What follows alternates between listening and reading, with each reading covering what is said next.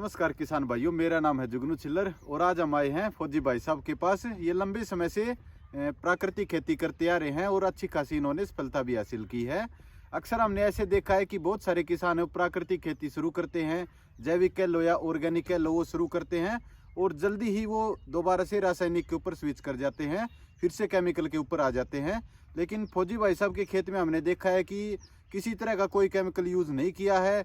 इनकी गेहूं भी अच्छी खड़ी है, सरसों भी अच्छी खड़ी है और थोड़ी सी जगह में इन्होंने थाई एप्पल का बाग भी लगा रखा है। उसके बेर की क्वालिटी भी बहुत तगड़ी है। इनके यहाँ पे हमने मूली की फसल भी देखी है, मूली भी खा के देखी है, उनकी क्वालिटी बहुत अच्छी थी। धनिया और पालक भी इन्होंने उगा रखा है, उसकी भी क्वालिटी बहुत ज़्यादा अच्छी थी। तो ये कैसे पॉसिबल हुआ है, किस तरह से ये इतने लंबे समय से प्राकृतिक खेती के साथ जुड़े हुए हैं। अक्सर किसान बहुत जल्दी अपने दोबारा से केमिकल के ऊपर आ जाते हैं। इन्हीं सभी चीज़ों के बारे में हम भाई साहब से सीखेंगे।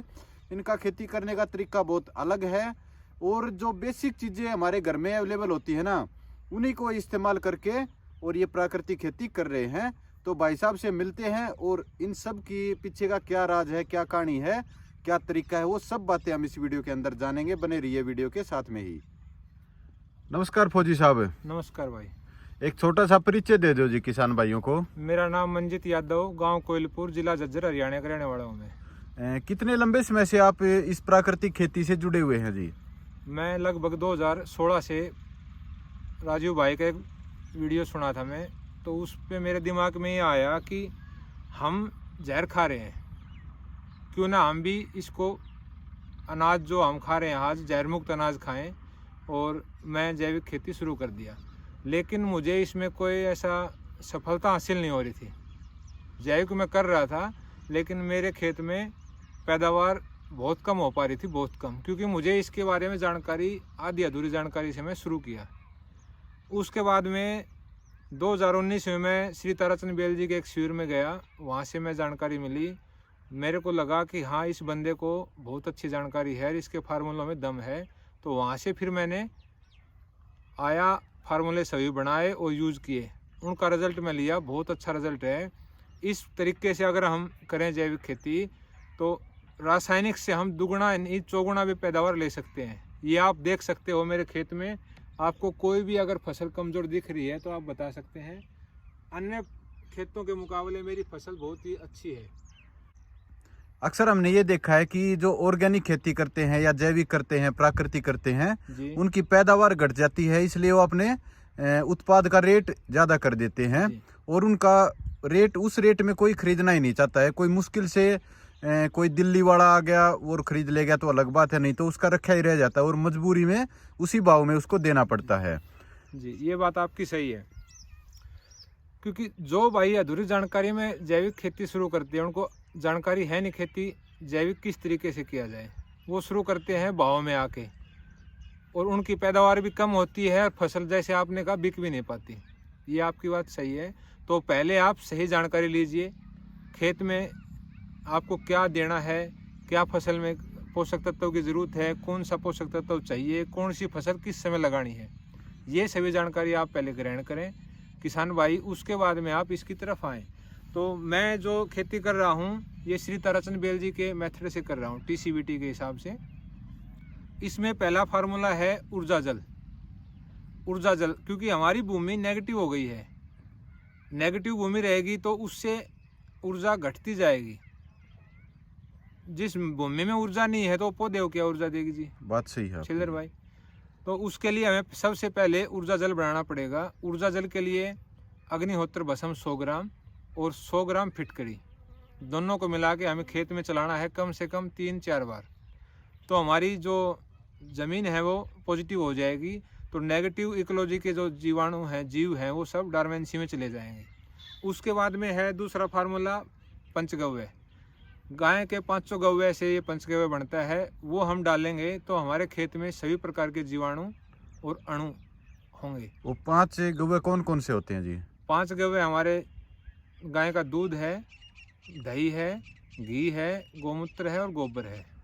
इन सभी को अच्छा, जैसे आपने कहा प्राकृतिक खेती में कुछ बंदे ये करते हैं, तो वो सिर्फ और सिर्फ गोमूत्र, गोबर और बेसन का घोल डालते हैं। बिल्कुल, इतना ज्यादा से ज्यादा गुड़ मिला देते हैं, ये डालते हैं, तो उससे वो नेगेटिव हो जाता है। बेसन अगर आप गौमूत्र गोबर में डालोगे तो वो सड़ेगा तो दुर्गंध पैदा होगी, तो दुर्गंध के जो जीवाणु और अणु आपके खेत में जाएंगे, उससे आपकी पैदावार कम ही होगी। इसके लिए हमें खेत में जो गुरुजी ताराचंद बेल जी हैं उनका है सुगंधि पुष्टिवर्धनम फार्मूला, कि हमें वही फार्मूले डालने हैं जिससे सुगंध, जिसमें दुर्गंध का कोई फार्मूला नहीं है, अच्छी फार्मूले बनाने हैं। पंचगव्य डालना है, सजीव जल डालना है, अणु जल बनाना है, जीवाणु जल बनाना है, ऊर्जा जल बनाना है, ये सब फार्मूले हमें यूज करने हैं। तो उससे पैदावार अच्छी आएगी और आपकी 2 गुणी नहीं 3 गुणी 4 गुणी तक आएगी। अब जैसे हम बोलते हैं रासायनिक में हम सभी तरह के जैसे यूरिया DAP डालते हैं लोग बाग, और जैविक में सिर्फ और सिर्फ गौमूत्र गोबर पे आधारित रहते हैं। हमें अगर जैसे नॉर्मल हरियाणवी में एक बात बोलते हैं, बच्चे को पहलवान बनाना है जी, तो उसको हमें प्रोटीन देना है। मोटी भाषा में बताता हूँ आपको, प्रोटीन देना है तो प्रोटीन आप किस सोर्स से दोगे? या तो आप केमिकल वाला प्रोटीन दो या आप जैविक वाला दो। जैविक में दोगे आप उसको मक्खन खिलाओ, बादाम खिलाओ, और अगर रासायनिक वाला दोगे तो डिब्बे में आता है वो दो। अब वो आपके ऊपर है, आप किस तरीके। ऐसे ही खेती में है, हमें खेती में पोटास देना पड़ेगा, या तो आप रासायनिक वाला दो या आप पोटास का जो नेचुरल सोर्स है, जैसे हम बनाते हैं एक बिलीव रसायन, बेल के फल से बनाते हैं, बहुत अच्छा सोर्स है। अब जैसे खेती में हमें देना पड़ेगा फास्फोरस, तो फास्फोरस या तो आप DAP डालो रासायनिक वाला, वो आपकी ज़मीन को बंजर बनाएगा और आने वाले समय में आपकी ज़मीन अनुपजाऊ हो जाएगी। उसके लिए आपको फास्फोरस का नेचुरल सोर्स है राख फास्फेट, आप वो डालिए। अब आप कैल्शियम देना है आपको, तो कैल्शियम के लिए या तो आप रासायनिक का डालो या फिर आपको जैविक में चूने से हम कैल्शियम बनाते हैं, मोरिंगा के जो पत्ते हैं उससे बनाते हैं, वो डालो आप। ये सभी चीज़ें आपको देनी पड़ेंगी। और अक्सर हमने देखा है, मैं भी एक खुद किसान हूँ तो मैं भी यही करता हूँ, ज़्यादा से ज़्यादा अपने खेत में DAP डाल देता हूँ, यूरिया डाल देता हूँ, और इसके अलावा किसी भी तरह के कोई पोषक तत्व नहीं देता हूँ। तो ये कहीं ना कहीं यही कारण है कि हम 2 ही तरह की चीज़ें या 2 ही पोषक तत्व अपनी फसल को दे रहे हैं, और बाकी जो खेती में या ज़मीन में अवेलेबल थे वो बिल्कुल ख़त्म हो चुके हैं। और कारण यही है कि भाई रासायनिक खेती भी आजकल कामयाब नहीं रही, ये भी घाटे का सौदा है। कहीं ना कहीं यही कारण है इसके पीछे भी।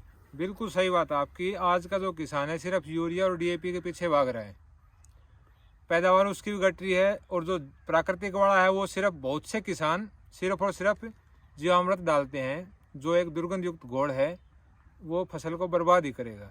तो जैसे आप सड्रस डाल देते हो अपनी जमीन में और ऊर्जा जल डाल देते हो, इनके अलावा किसी और पोषक तत्वों की भी जरूरत होती है भूमि को, या इसी के अंदर ही पूरे हो जाते हैं? हम इसमें सबसे पहले डालते हैं पंचगव्य। पंचगव्य से उसमें जीवाणु और अणु दोनों चीज़ें हमें मिलती हैं, हमारी ज़मीन को मिलती हैं। उसके बाद हम बनाते हैं एक जीवाणु जल। जीवाणु जल अगर हम ज़मीन में डालेंगे तो हमारी ज़मीन में सभी प्रकार के जीवाणु, जैसे NPK का, राइजोबियम का, SSB का, ये सभी अवेलेबल हो जाएंगे। तो वो हमारी ज़मीन को पोषक तत्व पौधे को देंगे ज़मीन से लेके। उसके बाद में माइक्रोराइजा भी बहुत ज़रूरी है, खेती का अनुमान कहते हैं माइक्रोराइजा को। ये ज़मीन में माइक्रोराइजा आपको डालना ही पड़ेगा। ये आपको सिर्फ और सिर्फ कृषि विज्ञान केंद्रों से या किसी लैब से बनता है माइक्रोराइजा, न कि आप खेत में बना सकते हो। लेकिन आज के समय में किसान क्या करता है, सिर्फ एक कोई दुर्गंध युक्त वो है पंचगव्य जीवामृत के नाम से है कुछ, वो डालते हैं। वो मैंने भी डाला है कुछ समय, उससे मेरा खेत बर्बाद हुआ। लेकिन तब से मैं पंचगव्य, ऊर्जा जल, जीवाणु जल ये बनाने लगा हूँ। मेरा खेत में आप देख सकते हैं रासायनिक से दुगुनी तिगुनी चमक है और अच्छी पैदावार है। एक चीज़ और मैं पूछना चाहूँगा जी आपसे जी। जैसे कि हमने देखा है कि जैविक में या फिर इसमें प्राकृतिक खेती में चले जाएं तो एक बार हमने ये देखा है कि भाई उसमें खरपतवार ज़्यादा हो जाती है। लेकिन हमने पुराने समय में देखा है, मेरी दादी बताती थी कि भाई खेतों में किसी तरह की खरपतवार नहीं होती थी। जो खेत की डोलियाँ होती हैं, मेंढ होती है, उनके ऊपर दूब मिलती थी, और वो भी मौसम के अनुसार मिलती थी। भाई जब नमी होती थी तभी वो अवेलेबल होती थी। तो आज के दिन ऐसा क्या कारण है कि भाई कैसी भी खेती कर ले हम, उसके अंदर खरपतवार ज़्यादा होती है, और रासायनिक के अंदर तो अंत ही नहीं है, इतनी खरपतवार होती है कि इतनी तो फसल भी नहीं होती। इसका कारण है जी छिल्लर जी, जैसे पहले गोवर्धन आपने सुना हो, गोवर्धन। हाँ जी। गोबर तो हमने इसको कर दिया, बिल्कुल। गाय का, उसको गोवर्धन बोलते थे। तो उसके लिए आपको गोवर्धन खाद बनाना पड़ेगा। हमने क्या किया, गोबर को हम इकट्ठा डालते हैं, जैसे अपने हरियाणा में उसको कुर्डी बोलते हैं, बिल्कुल। ठीक है। तो उसमें कुर्डी में वो सड़ता रहेगा गोबर, उसमें नेगेटिव चीजें आएंगी, ठीक है, नेगेटिव इकोलॉजी इकट्ठी हो जाएगी उसका। तो उसमें उस खरपतवार के जो बीज जाएंगे, नेगेटिव इकोलॉजी के जो जीवाणु है खरपतवार को उगाएंगे, ठीक है। इसके लिए आपको कुर्डी खत्म करके या तो आप खाद को जीवाणु से डिकम्पोज करो, या उसका गोवर्धन खनिज खाद बनाओ, या सजीव खाद बनाओ। उसके बाद में अगर फिर भी थोड़ी बहुत अगर खरपतवार उगती है तो आप अपने हाथ से चलने वाली मशीनें बनवाओ, 1-2 बार उसका ये करो, और आप ये जो फार्मूला यूज करोगे तो खरपतवार 1-2 साल में खत्म हो जाएगी, आएगा ही नहीं। फौजी साहब का बहुत बहुत धन्यवाद जो उन्होंने हमें इतनी अच्छी जानकारी दी। इन्होंने जिन जिन विधियों के बारे में अब बताया है वो बहुत जल्द हम एक डिटेल वीडियो लेके आएंगे। वो विधियां कैसे हम तैयार कर सकते हैं, उनमें क्या क्या चीज़ें लगती हैं और कितना समय लगता है, पूरी डिटेल वीडियो हम बनाएंगे, ताकि इस तरह की विधियां हैं वो ज़्यादा से ज़्यादा किसानों के पास पहुंच सकें और हम ज़्यादा से ज़्यादा प्राकृतिक खेती से जुड़ सकें और इस केमिकल से पीछा छुड़ाएंगे, तभी हमारी उम्र बढ़ेगी। नहीं तो आपने देखा है कितनी सारी बीमारियां आजकल हैं, बच्चा पैदा नहीं होता उससे पहले माँ के पेट में ही उसमें बहुत सारी बीमारियां आ जाती हैं। अक्सर आपने इस तरह की बातें सुनी होगी। तो उनका कारण कहीं ना कहीं ये है कि हम प्रकृति के विरुद्ध जा रहे हैं, इसलिए हमारे अंदर की जो ऊर्जा है वो निकल ही नहीं पा रही और कुछ न कुछ नेगेटिव ऊर्जा ही हमारे शरीर में पनप रही है। तो नेगेटिव ऊर्जा का काम यही होता है कि भाई सृष्टि को नष्ट ही करेंगे ये। तो ज़्यादा से ज़्यादा हमें प्रकृति के साथ जुड़ना पड़ेगा, तभी हम स्वस्थ रह पाएंगे और एक अच्छा जीवन जी पाएंगे। उम्मीद करते हैं कि ये वीडियो आपको पसंद आई होगी और आप इंतज़ार करेंगे जो ये विधियाँ बताई हैं ये डिटेल में कैसे तैयार करेंगे उसके बारे में जल्दी से जल्दी वीडियो लेके आएंगे। ये वीडियो देखने के लिए आप सबका धन्यवाद। आपका दिन शुभ रहे। जय जवान जय किसान।